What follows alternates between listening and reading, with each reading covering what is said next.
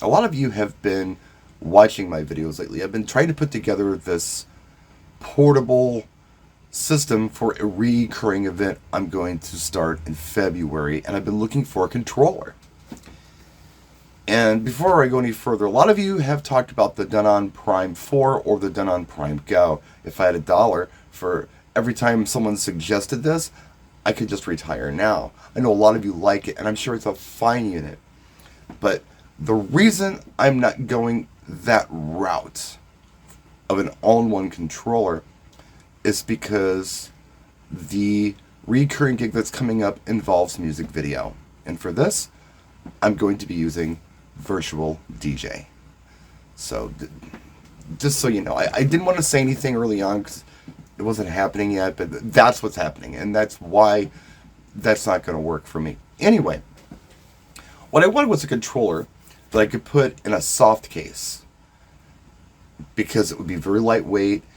Coming in and out of this venue is going to be a little more difficult than going in and out of a regular venue, especially if I'm doing it every week. I would like it to be lightweight. I would like it to be easy. I don't want anything big and bulky. I want something small. So I figure a nice, lightweight, compact controller. Not too small, but definitely not too big. Lightweight, we're talking under 10 pounds. And a laptop, and maybe, this X stand that I've been putting together back here would be just what the doctor ordered. So I talked to some DJ friends of mine, and they all were suggesting, based on what I was looking for, maybe what I want is something that's discontinued.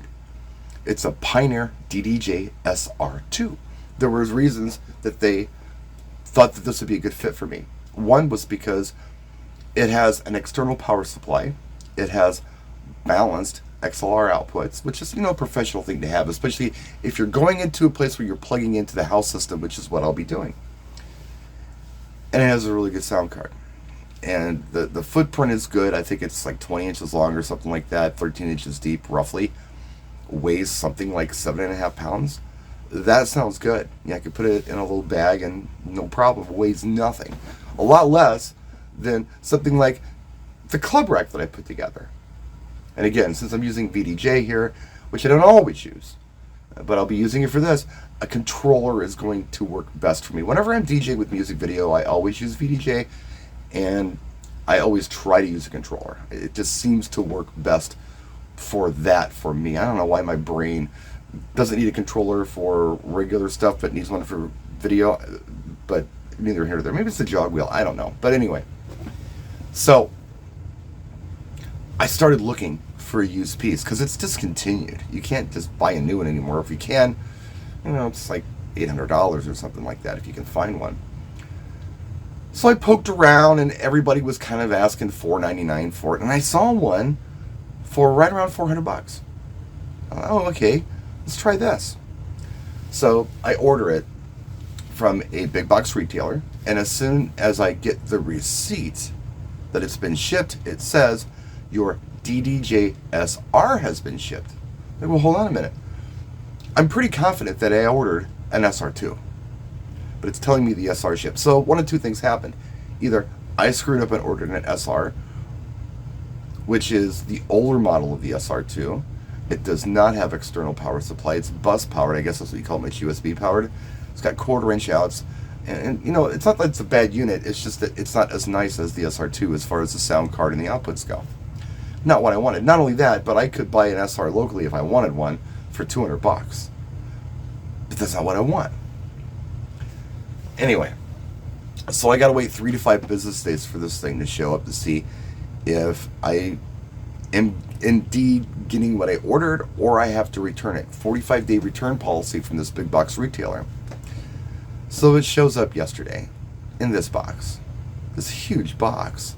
Keep in mind, this thing is 20 inches long, 14 inches deep, and weighs 7 pounds. What's going on here? So I'm curious. Lots of packing material. And I finally get the box open after I get all the packing material out. And it's a case. Okay, well, I didn't order a case. The case wasn't in the description of my order at all. I thought it said SR2. Even if it said SR, it didn't say SR with K's. It did not say that. By the way, shipping for that box was like $8.50 to my house. Something's wrong here. I finally get it open, and it's an SR in a box. And the line faders and the crossfader are bent. I suspect it's because this laptop adapter on this Odyssey case was bouncing around. So I had to make some calls, figure out how to return this thing, and as luck has it, although I ordered this used piece from a big box retailer in the Phoenix area, I have a local big box retailer that I could return this to. So I packed it back up, which I broke a sweat doing with all that packing material, and I put it in the back of my Suburban, and I brought it to the big box retailer and returned it. So it's done. It's returned. It is January 18th. I start this gig on February 10th. And I still need some kind of controller.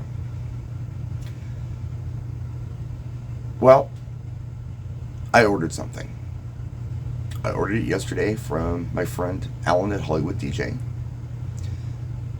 And it's brand new. And it's not an SR2. And it'll be here in 2 to 3 business days, I think. Or maybe sooner. It's been shipped. I have a tracking number. It's on its way. It's en route. What did I order? You have to stay tuned for that. But, yeah, what a mess. I mean, this is what's weird to me. Most people, if you look right now, most people are asking around $500. Maybe sometimes $450 if they're rough. If they're really rough, maybe $3.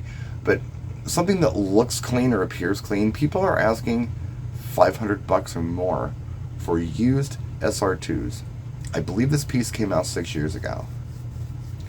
I bought something brand new that's an upgrade from that. I mean, it's a nicer unit than that.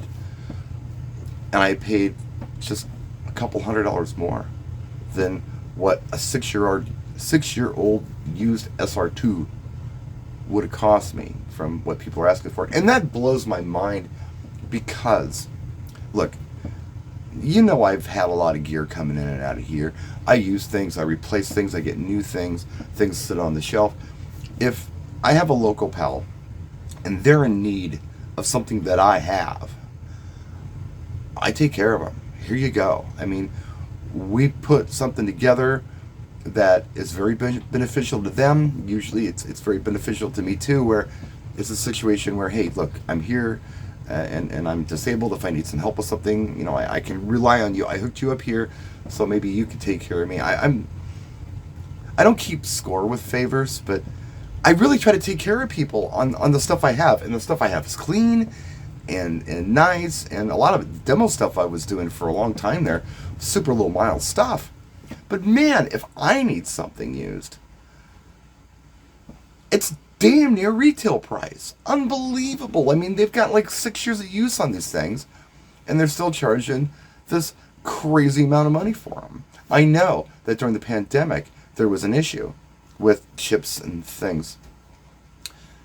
And there was an issue with supply in general, because everything that a lot of these companies had in stock were sold. People were at home, they were bored, they wanted to DJ.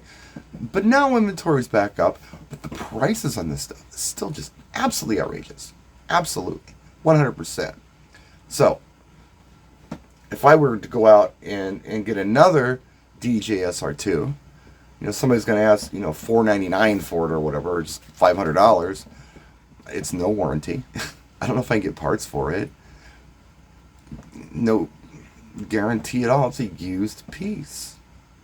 Or you can go out and get a brand new piece for just a few $100 more. Do that. Look, if you are faced with this situation, like I am, where I need something, so maybe I'll go used. If the price difference is like small between new and used, get the new one. You're going to get the warranty. And chances are you're going to get an upgrade. I've seen so many things out there that are very reasonably priced in the used market. I saw somebody that's got a set of Maui 5s, a nice pair of them, very reasonably priced. I know what they cost. They're lightly used. They look good. A really good deal. But not these controllers, not the Pioneer ones anyway. Well, a lot of them. I mean, I look on Facebook Marketplace. I'll just Google it. An outrageous amount they went for the used stuff. So I'm telling you right now, supplies are up again. Get the new thing. Don't even bother with these used stuff. It didn't exactly come as described. It wasn't in good shape. It wasn't even the piece I thought it was. Bent up faders. What are you going to do about that? Anyway.